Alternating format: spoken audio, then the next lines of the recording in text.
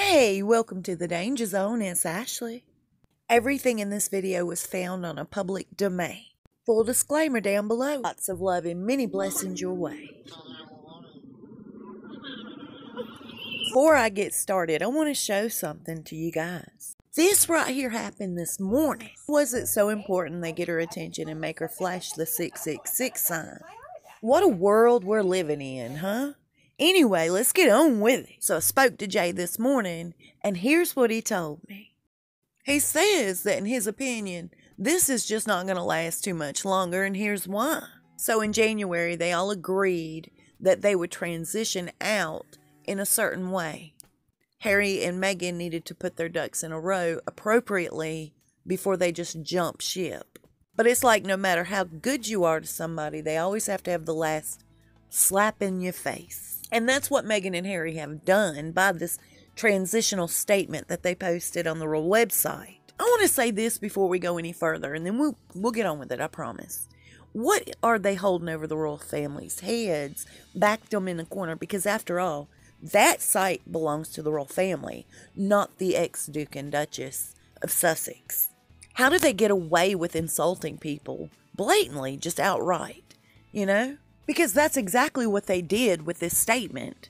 Okay, so initially back in January, they all agreed that Harry and Meghan both would finish up their royal duties by spring of this year. Keep in mind, Harry and Meghan both agreed to this. And they were under the assumption that they would receive their yearly pay in exchange for finishing up by March. And the royal family said, no, absolutely not. That's not how it works. You guys chose to leave.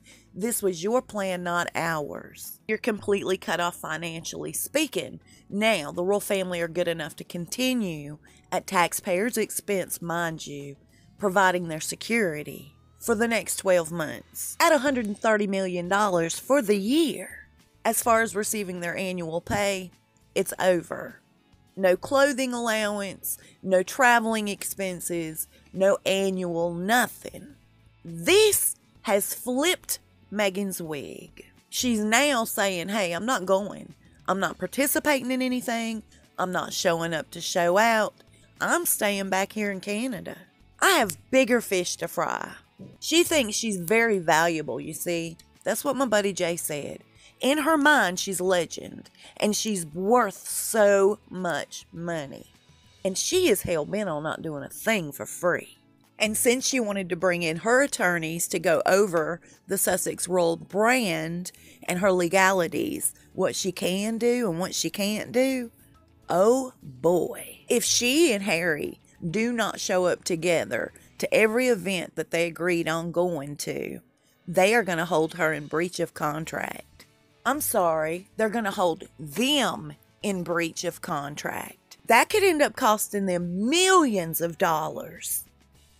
So the Queen handed her over the reins to the National Theatre, hoping that, hey, this will give Meghan something she feels bonded with, has something in common with, a passion for. Maybe she'll stick around, everything will work out, and she'll settle her nerves. They say the Queen did it with the best of intentions. So when Meghan and Harry came back from Canada, quote unquote, on their break, the Queen had asked her and Harry both to come and see her. They needed to sit down and talk about things. Meghan refused, and instead she went to the National Theatre. When she got there, she left very angry when she found out the Queen put all that on hold. The Queen is willing to allow her to go forward with this patronage. She has the audacity, so I've been told, to let the Queen know through her people she's not quite for sure if she'll have the time to mess with it. And the root of that is money. No pay, no play. Okay, so the Queen also found out that Jessica Maroney has been doing all of these registrations for these websites, different deals behind everybody's back for Meghan and Harry. And because that was done as they were paid royals, the Queen feels like that also will land them breach of contract. What everybody's telling me is that they lied to the Queen and told her, hey, we don't have anything else really going on here.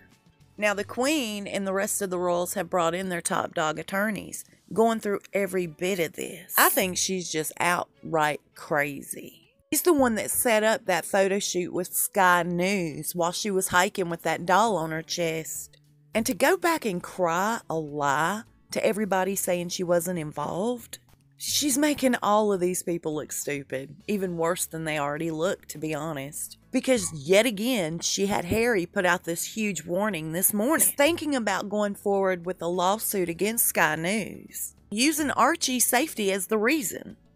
And that's a stern warning to anybody else who wants to take their picture in the media. Yet, it was discovered that she, through her friends, set the entire thing up. Harry's burning bridge after bridge after bridge.